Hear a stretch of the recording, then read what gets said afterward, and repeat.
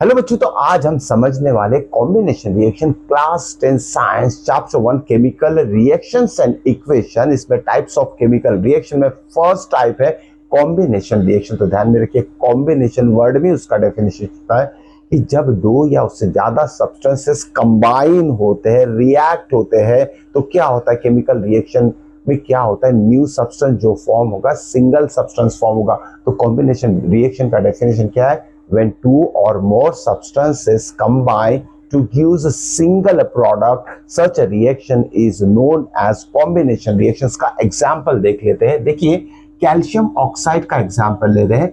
इस calcium oxide को quick lime भी कहा जाता है, साथ में हिंदी में जानेंगे तो ये चूना कहलाता है, व्हाइट सॉलिड सब्सटेंस। ध्यान में रखें, when it is dissolve in water, जब इसे पानी में डिसॉल्व करेंगे तो हीट रिलीज होगी, जो भी कंटेनर रहेगा वो हीट अप हो जाएगा।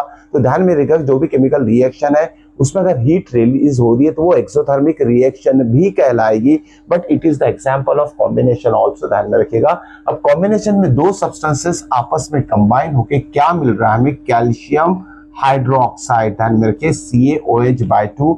इसका दूसरा नाम भी है स्लेक लाइन। ध्यान में रखिए, स्लेक लाइन। ओके, तो स्लेक लाइन जो है व्हाइट वॉशिंग के लिए यूज होता है। ये व्हाइट कलर का एक्वस फॉर्म में रहेगा, क्योंकि ये जो CaO है वाटर में डिसॉल्व होके एक एक्वस सॉल्यूशन बनेगा। इस एक्वस सॉल्यूशन को हम नाम देंगे कैल्शियम हाइड्रोक्साइड।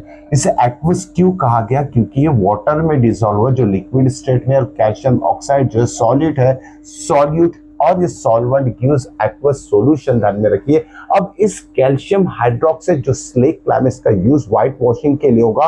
व्हाइट वॉशिंग करने के बाद 2-3 दिन बाद क्या हमें ऑब्जर्व होता है कि जो जिस दीवार पे उसको यूज किया व्हाइट वॉशिंग के लिए, it shows shiny appearance. Okay, shiny appearance show करता है और थिन लेयर्स के ऊपर फॉर्म हो जाती है। तो ये थिन लेयर क्यों फॉर्म होती है और वो थिन लेयर काय की रहती है? देखिए, जब इसे व्हाइट वॉशिंग के लिए यूज होगा तो एयर में जो कार्बन डाइऑक्साइड प्रेजेंट रहेगा, ये क्या करेगा? इस कार्बन डाइऑक्साइड के साथ रिएक्ट करके क्या न्यू प्रोडक्ट देगा?